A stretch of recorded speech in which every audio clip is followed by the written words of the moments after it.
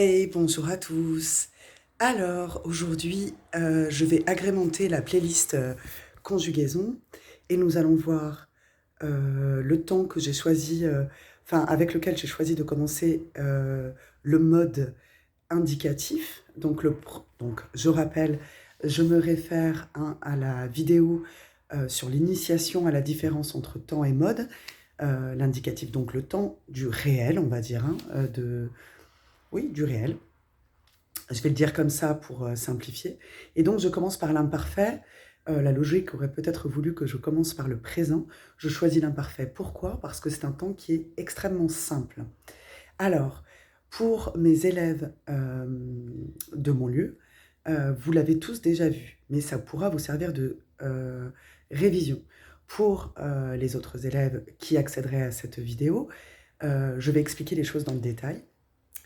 Alors, on est dans notre grand garage, hein, j'aime bien utiliser la métaphore de la mécanique. Pourquoi? Parce que nos temps sont des outils, hein, et quand je suis dans le garage avec mon père ou avec ma mère, hein, pourquoi pas, ça serait ma mère la mécanicienne, pour la première fois, je regarde tous ces outils et je ne sais pas à quoi ils servent et comment on s'en sert. Donc là, je vais commencer par l'imparfait, l'outil imparfait, donc ce temps de l'indicatif, à quoi sert-il et comment le conjugue-t-on? À quoi sert-il? D'abord, je commence par les choses toutes simples. L'imparfait, c'est un temps du passé et c'est un temps simple. Simple d'abord parce que vous verrez qu'il est très simple à conjuguer, mais simple aussi au sens vraiment conjugaison, dans le sens où ça n'est pas un temps du passé qui est composé. Hein. Le passé composé, on ne l'appelle pas passé composé par hasard, c'est qu'il est composé de deux choses, l'auxiliaire, être ou avoir conjugué au présent, et le participe passé du verbe. Il y a deux éléments pour faire le passé composé. Eh bien, pour faire l'imparfait, il n'y a qu'un seul élément, qui est le verbe à l'imparfait. Comment on le conjugue, on verra tout à l'heure, mais on prend le radical plus les terminaisons, mais ça n'est qu'un mot pour faire l'imparfait. Voilà. À quoi sert-il? Alors l'imparfait, c'est notre outil temps du passé qui sert à décrire plusieurs... Alors, il y a plusieurs idées, mais elles se rejoignent toutes. Il est là pour poser un décor dans une histoire au passé. Ça, c'est comment dire, la caractéristique de l'imparfait que vous connaissez le plus. Instinctivement, vous avez tous entendu des histoires ou des contes quand vous étiez petit qui commençaient par «Il était une fois». Il était une fois une famille qui vivait paisiblement à la campagne. Hem, ils vivaient de l'agriculture, ils étaient heureux. Tout ça, à l'oreille, vous entendez que c'est l'imparfait.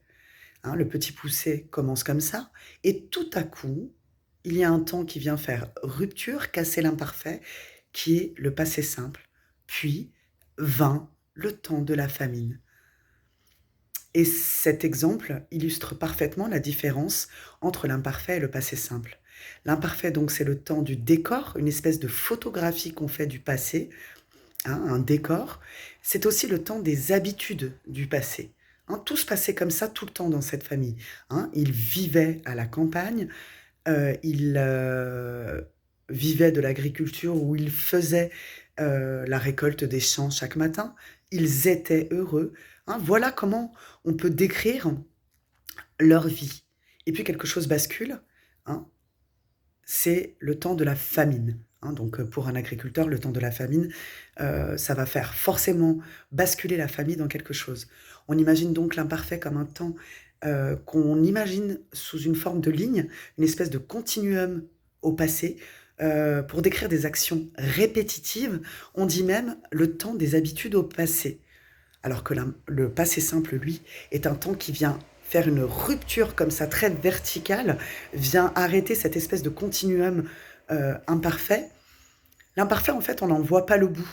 Hein. Quand on en parle, c'est quelque chose dont on ne voit pas la fin. Hein.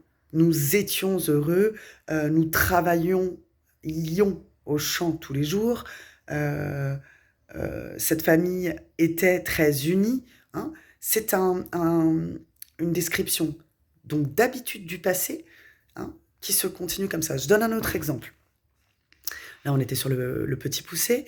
Donc moi, à l'heure où je vous parle, là, nous sommes on est encore en avril, oui, en avril 2021. C'est la période du confinement, hein, et je suis professeure au collège de Montlieu-la-Garde, au collège La Fontaine de Montlieu-la-Garde. J'ai comme niveau des sixièmes et des cinquièmes. Alors, on imagine maintenant que nous sommes en 2030, donc 10 ans plus tard, et je rencontre une amie à moi que je n'ai pas vue depuis plus de 10 ans. Donc je vais lui raconter un peu ce qui s'est passé pendant 10 ans. Et je vais lui dire, de 2020 à 2025, j'étais professeure au collège de Montlieu-la-Garde, j'allais tous les jours au collège en voiture car j'habitais encore Bordeaux, ce qui suppose que maintenant je n'y habite plus. Je faisais donc des allers-retours chaque jour. J'avais comme niveau des sixièmes et des cinquièmes. Ça suppose que pendant 5 ans, bien sûr que j'ai pu faire d'autres choses, hein, c'était pas que la routine, voilà. Mais en tout cas, pendant 5 ans, ces choses-là n'ont pas changé, hein. J'allais tous les jours au travail en voiture.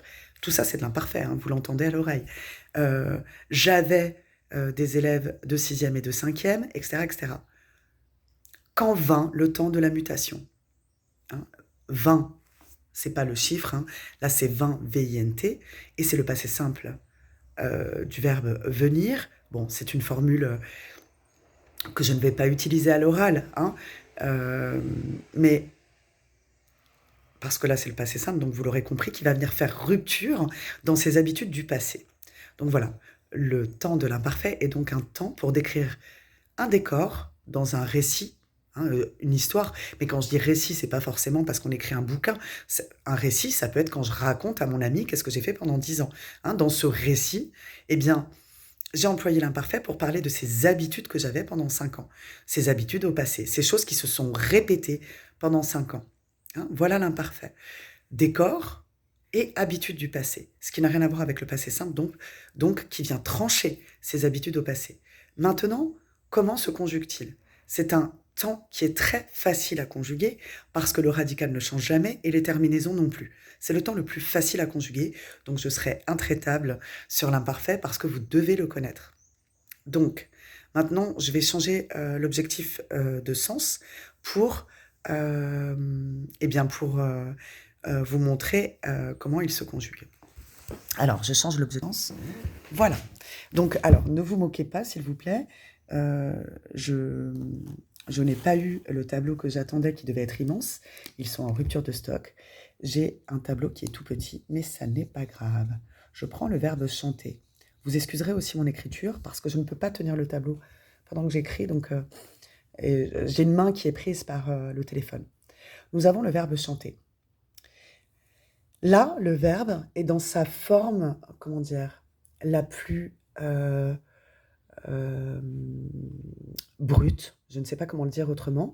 Il est au mode infinitif, c'est-à-dire qu'il n'a pas été conjugué, hein. C'est un mode, ça aussi.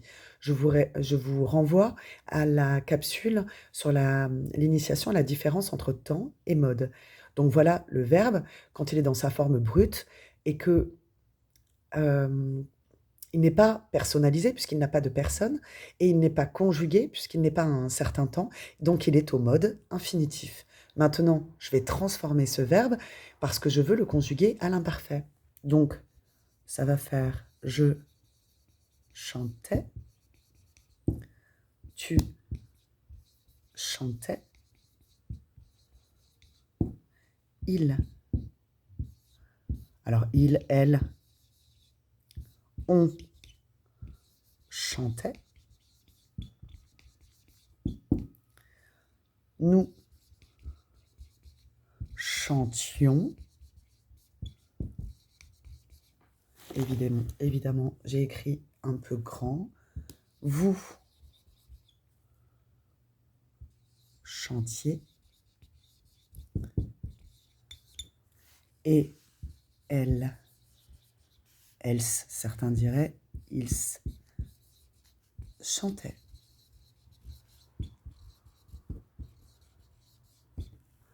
Voici les terminaisons de l'imparfait. AIS, AIS, AIT, IONS, IEZ, AIENT.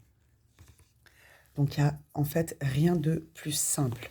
La seule difficulté, un petit peu, c'est de savoir, hein, donc on a le radical c'est ça, auquel on va rajouter la terminaison, les terminaisons de l'imparfait. Par contre, le radical, les premières fois que vous entendez ça, vous vous dites qu'est-ce que c'est que cette bestiole?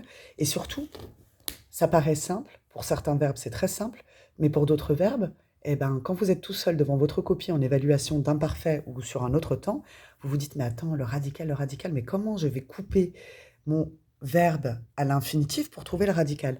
Est-ce que c'est là? Est-ce que c'est jusque-là? Est-ce que c'est jusque-là? Hein, vous ne savez pas trop. En général, pour les verbes en ER, c'est assez simple, c'est avant le ER. Mais ça n'est pas toujours le cas. Le radical, c'est une notion qui est quand même un peu compliquée, qui résulte de nos origines latines, hein, du latin. Alors, pour simplifier les choses, on a une tactique.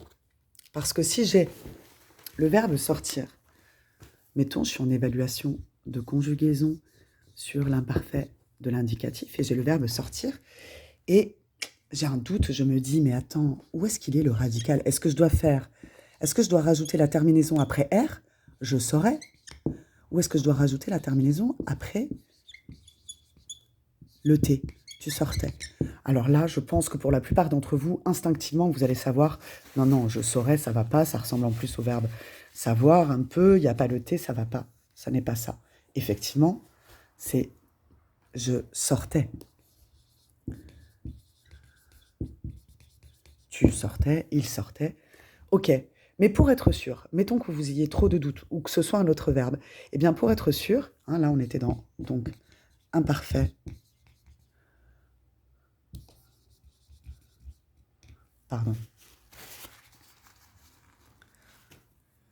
imparfait de l'indicatif. Encore une fois, si quelqu'un se dit mais qu'est-ce que c'est que ce schmilblick indicatif, vous avez la capsule sur la différenciation entre temps et mode. Alors, je reviens à mon doute. J'ai un doute. Mettons que ce soit sur un autre verbe ou le verbe sortir. Mettons que j'ai un doute, parce qu'après tout, on a des doutes, et c'est normal d'avoir des doutes. Eh bien alors, je vais me référer au présent de l'indicatif cette fois. Alors, excusez-moi pour abréger, parce que j'ai un petit tableau, je vais mettre 2 L'(i) pour dire présent de l'indicatif. Hein. Et j'ai « je sors ».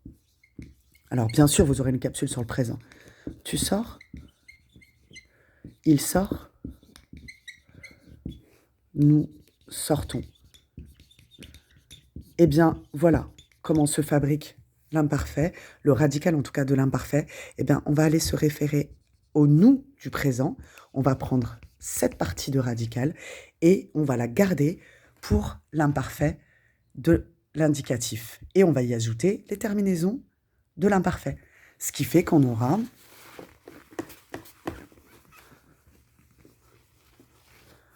je sortais, tu sortais, il sortait, nous sortions, vous sortiez, il sortait. Je ne savais plus où j'en étais. Le seul verbe pour lequel ça ne fonctionne pas, c'est le verbe être, hein, parce que dans la logique, on va au présent pour être sûr du radical. Et on se dit, attends, le radical de nous au présent, je fais le présent du verbe être, le présent de l'indicatif du verbe être, au cas où quelqu'un aurait oublié, mais là, quand même, ça serait pas terrible. Je suis, tu es, il est, nous sommes. Donc, normalement, l'imparfait du verbe être devrait être je sommais, tu sommais, mais ça n'est pas ça. Hein. L'imparfait du verbe être, c'est avec le radical j'étais, hein, donc le radical du verbe être, j'étais, tu étais, nous étions.